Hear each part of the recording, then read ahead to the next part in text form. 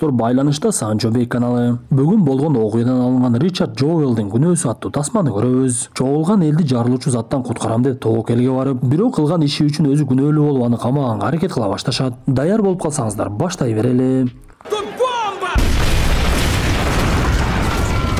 1986 жыл каарманыбыз Ричард Джоуэл офис менеджер болуп иштеп жүргөн. Ал иштеген кеңседе жактоочу Уотсон Брайтондагы иштечү. Ричард кичипейил жана адамдардын арасынан жумшактыгы менен айырмаланып турчу. Ал өмүр бою тартип сакчысы же болбосо ФБРдин тыңчысы болуп иштегиси келгендиктен кайда жүрбөсүн майда чүйдө нерселерди байкаштырганга аракет кылып, жада калса керектүү нерселерди кол дептерине жазып алып, анан дагы мылтык атканды мыкты өздөштүрүп алган. Анткени анын кичинекей кезинен эртелүү кеч элди коргоп мыкты кызматкер болом деген ниети бар эле. Бирок ал канчалык аракет кылбасын күзөтчүлүктөн өйдө кызматка эч эле орношо алган жок. Кантсе да оюнан кайтпаган каарманыбыз күзөтчүлүк кызматты дагы мыкты аткарып, буйруса бир күнү мени дагы байкап калышаар деген ойдо жүрдү. Ричард кандай акыбалда болбосун анын апасы Бобби ар дайым колдоп турчу. Ошентип окуянын башталганына 10 жыл өтүп 1996 жылдагы келип калат. Бул убакта каарманыбыз жашаган Жоржия штатынын Атланта шаарында олимпиадалык оюндар башталып, олимпиадалык оюндун ачылышына Мухаммед Али катышып, жылдыздар концерттик көргөзмөлөрдү уюштурушуп, Ричард бул жерде дагы күзөтчү болуп иштеп калат. Бир кезде эле каарманыбыз чоң жомбашты көтөргөн кишини көрүп, андан шектенип, анын артынан ээрчип, жанагы адамдын жанына барса, ал болгону досторуна сыра алып келиптир. Ошентип биринчи кече тынч өтүп, майрамдык күндүн экинчи кечеси келип, Ричард адаттагыдай эле эки жактыгыра бар нерсени байкаганга аракет кыла берет. Бир кезде жаш балдар ичимдик ичип алып ызы чуу кылып жатса, каарманыбыз алардын жанына барып, ызы чууңарды токтоткула десе, балдар аны тоготуп дагы койгон жок. Биз ушул маалда түшүнүксүз бирөө ал жерге жомбаштыгын таштап кеткендигин көрөбүз. Ричард жанагы балдардан кайтып келе жатып, жерде турган жомбаштыкты байкап калып, жүрөгү бир нерсени сезип өтө катуу шектене баштайт. Ушул убакта түшүнүксүз бирөө тартип сакчыларга коңгуроо кылып, силердин 30 мүнөт убактыңар бар деп айтты. Анда Ричард дароо эле ал жердеги тартип сакчыларга жомбаштык тууралуу маалымат берип, андан соң жарылуучу заттарды изилдөөчү адамдарды чакырып келишет.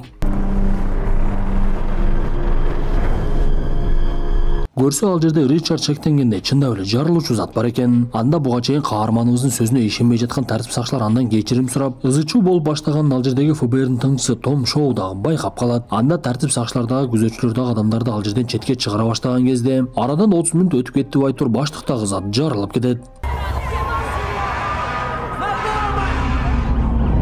Окуядан кийин дээрлик жүздөй адам жаракат алып, 2 адам каза болуп, бирок каарманыбыздын кылган аракетинен ошол жаракат алган адамдар өлүмдөн тирүү калышты. Биз окуя болгон жерден Кетти деген кабарчыны көрөбүз. Ал ушул убакытка чейин гезитке чыгара турган бир чыгартарлык деле маалымат таба албай, жарылуу болгондон кийин буйруса эми чыгарганга кичине болсо дагы окуялар пайда болду окшойт деп ичинен кубана баштайт. Эртеси ар кайсы адамдар келип Ричардты чакырышып, ага мамилени мыктысын кылышып, сиз көп адамды куткарып калдыңыз, элдик баатырга айландыңыз деп сыталга чыгарышып, жада калса китеп жазууга дагы сунушун ташташат. Ошентип Ричард 24 сааттын ичинде эле өлкө тааныга баатырга айланып кетти. Бирок бул убакта жарылуунун себебин изилдеп жаткан ФБРдин тыңчыларынын ою такыр башкадай эле. Алар жарылууга себеп болгон эч кандай из таба алышпагандыктан, буну балким Ричард өзү уюштуруп, өзү элге таанылгысы келгендир. Буга чейин мындай окуялар болду эле го, ошондуктан Ричарддын артынан аңдыгыла деп буйругун берет. Ошондой күндөрдүн биринде каарманыбыз биз тасманын башында көргөн Уотсон Брайтонго коңгуроо кылып калды. Көрсө бул убакта Брайтон жумушунан чыгып өзүнүн жеке кеңсесин ачыптыр. Анда Ричард анын ал акыбалын сурап, амандашып, андан соң жолугушууну суранат. Анткени каарманыбызга китеп жазуу боюнча сунуш түшкөндүктөн, бирок анда юридикалык эч кандай маалымат жок болгондуктан, эски таанышы Брайтондан кеңеш алууну чечиптир. Бул убакта тыңчылар каарманыбыздын үйүнө досторун жөнөтүп, аны менен сүйлөшкөн сөздөрүн үн жазуу менен жаздырышып, Ричард болсо оюнда эчтеке жок эле бардык нерсени ачык эле сүйлөшө берет. Күндөрдүн биринде кечинде Том эс алуучу жайда эс алып олтурса, анын жанына кабарчы Кетти келип, силерди жардыруучу жөнүндө маалымат болсо мага бир аз бөлүшпөйсүңбү?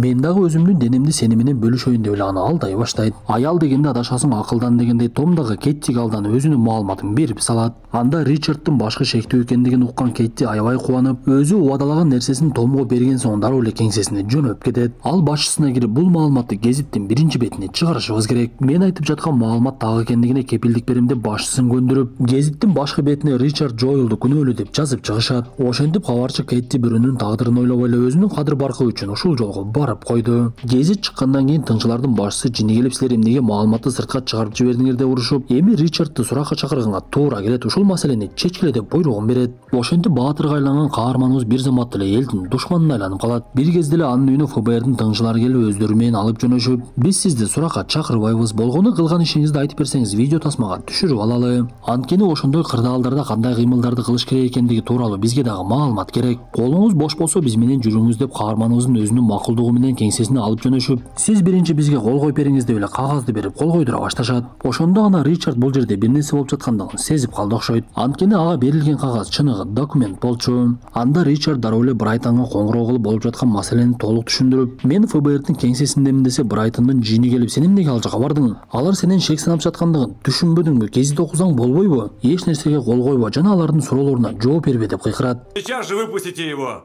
Вам ясно? Ладно, что ж.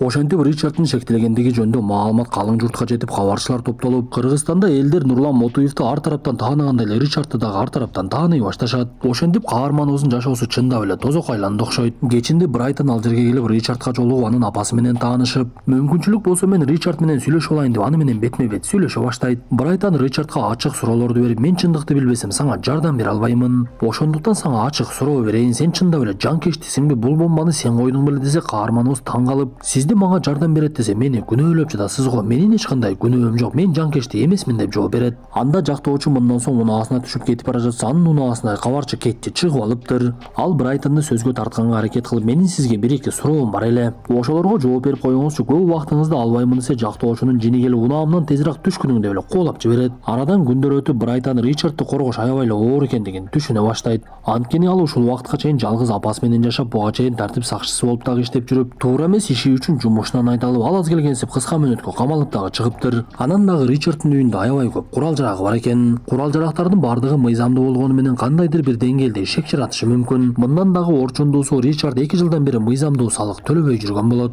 Кандай болбосун, Брайтон өзүнүн иликтөө ишин баштап, ага жардам бергенге аракет кылып, жарылуу болгон жерден тартип сакчыларга коңгуроо кылынган байланыш аппаратын таап, бул байланыш аппараттан тартип сакчыларга коңгуроо кылып, андан соң жарылуу болгон жерге жетип калыш мүмкүн эмес экен. Демек Ричарддын күнөөсү жок. Мен ага жардам беремин деп бир чечимге келет. Бул убакта ФБРдин адамдары каарманыбыздын үйүнүн жанындагы таштандылардан бери тинтип, андан соң үйүнүн ичине кирип ар бир бурчун текшере башташат. Жактоочу Ричардга сен эч ким менен сүйлөшпөгөнүң, буларга жардам бергенге аракет кылбай эле кой. Мени менен гана сүйлөшкөнүң, алар сенин ар бир сөзүңдөн кармап толугу менен күнөөлүүгө чыгарып коюшу мүмкүн. Үнүңдү чыгарбаганың дегенине карабай эле Ричард тыңчылар менен сүйлөшө баштайт. Ал аз келгенсип жактоочунун басып кеткенинен пайдаланган тыңчылар каарманыбызды чакырып киришип, бизге сиздин үн жазууңуз керек болуп жатат деп эле үнүн жаздырып алышты. Анткени жарылууга чейин бирөө тартип сакчыларга коңгуроо кылып жарылуу жөнүндө маалымат берди эле. Ошол адамдын үнү менен салыштырууну чечишиптир. Бирок тыңчылардын бул кылып жаткан нерсеси мыйзамсыз болчу. Ошондуктан бир кезде жактоочу келип калып, аябай жини келип, тыңчыларды коркутуп, силер мыйзамсыз иш кылып жаткандыгыңар үчүн жооп бересиңер деп айтат. Тинтип жаткандар жумушун кечинде гана бүтүрүшүп, ал жердеги буюмдардын дээрлик бардыгын алып кетишип, Брайтон өзүнүн жардамчысы Надяга буйрук берип, ал жерге тамак аш алып келдирет. Эртеси тыңчылар дагы бир жолу келип, каарманыбыздын чачынан үлгүлөрдү жана кол изин ала башташат.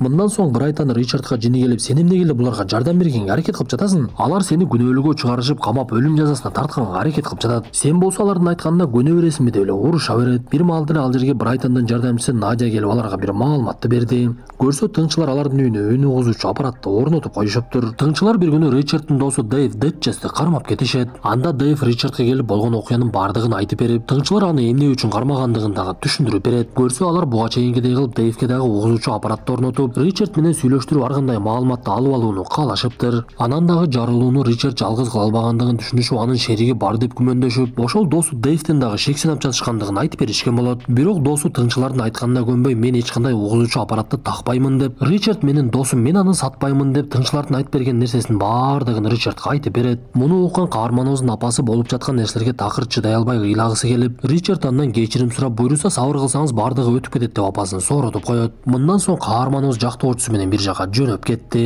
Көрсө алар Ричардты калпты аныктоочу аппаратка отургузушуп, ар кандай суроолорду берип, анын айтып жаткан сөздөрү чын экендигин аныктоону каалашыптыр. Бактыга жараша каарманыбыз ал аппараттан ийгиликтүү өтөт. Анда Брайтон менен Ричард Кетти иштеген кеңсеге келишип, ага бетме бет жолугушуп, Брайтон Кеттиге сиз жөнөкөй баланын тагдырын бузуп койгонуңузду сезип жатасызбы? Ричард менен апасы экөөнүн жашоосун тозок айлантып коюп, өзүңүз биякта жыргап олтурасыз. Бетиңиз жок эле адам экенсиз деп аны кесиптештеринин алдында уят карашат. Анда Кетти Томго дагы бир жолу келип, андан маалымат алайын десе, Том бул жолу аябай эле жини келип, буга чейин мени шерменде кылганың жетишет. Мындан кийин мага жакындай көрбөчү деп ал дагы кетип калды. Арадан күндөр өтүп, Ричарддын апасы Бобби кабарчылардын алдына чыгып, аларга маалымат берип, өлкө башчысынан жардам сурап, менин күнөөсүз баламды күнөөлүүгө айлантышты. Биздин жашообуз болсо такыр эле туңгуйга түшүп калды. Ээн эркин жолдо баса албай калдык. Бизге жардам бериңиз деп ыйлап жаткан кезде муну көргөн Кетти эмне кылып койгондугун эми гана түшүндү окшойт. Мындан соң тыңчылар Ричарддын өзүн дагы суракка чакырышып, Брайтан өкү ал жака даярданып жатып, Брайтан каарманыбызга аябай күч-кубат берди. Сен эчтекеден коркпогонун, чындык биз тарапта экендигин билемин. Болгону суроолоруна чындык менен гана жооп бер деп айтат.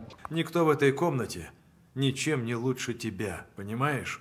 Алар кирген соң тыңчылар адаттагыдай эле Ричарддын башына айланган аракет кылып аргандай суроолорду берип башташып, суроолорго жооп берип жаткан Ричард бир кезде тыңчылардын сөзүн бузуп, өзүнүн сөзүн баштады. Мен ушул убакытка чейин тартип сакчысы болгон бул өтө бир чоң сыймык деп элестетчү элем. Бирок башыман өткөн окуядан кийин антип ойлобой калдым. Анткени сиздер менин артымдан жүрүп убакыт кетирип жаткан мезгилде чыныгы жардырган адам башка жардыруучу затты ырастап, дагы кылмыш ишин аткарса, сиздер бул нерсеге кантип жооп бересиздер? Биз Ричард менен алектенип жүргөнбүз деп айтасыздарбы? Анан дагы мындан кийин башка күзөтчү жарылуучу затты таап алган болсо, менин тагдырыма окшоп калбайын деп балки мага тийбей коёттур. Ушул жагын такыр эле ойлонбодуңуздарго. Байкашымча мага каршы эч кандай далилиңиздер жок экен. Эми менин убактымды албаңыздар деп жанындагы жактоочусун дагы таң калтырып ал жерден чыгып кетет. Ошентип арадан 3 ай өтүп тыңчы Том каармандарыбызга кагаз алып келип берди. Көрсө ал жерде Ричардга каршы кылмыш иши толугу менен жабылып, эч кандай далил жоктугунан Ричард Джоэл күнөөсүз деп табылыптыр. Муну көргөн каарманыбыз каттамасын жегенче эле ыйлай баштады. Ошентип ФБРдин кызматкерлери алып кеткен буюмдардын баардыгын кайтарып беришип, биз арадан бир канча жыл өткөндөн кийин Ричарддын тартип сакчысы болуп иштеп калгандыгын көрөбүз. Анда Брайтанага жолукканы келип эле өзүнүн бир маалыматын берди. Көрсө Эрик Рудольф деген адам кармалып, ал жарылууну мен кылганмын деп өзүнүн мойнуна алыптыр. Тасманын аягындагы маалыматтар боюнча Ричард Джоэл 2007-жылы жүрөк оорусунан каза болот. Жактоочу Брайтан болсо өзүнүн жардамчысы Аннага үйлөнүп, экөө 2 балалуу болушуп, Ричарддын апасы Бобби Брайтандын балдарын жардам берип каралашып жүрөт. Достор, ушуну менен бүгүнкү тасмабыз аягына чыкты.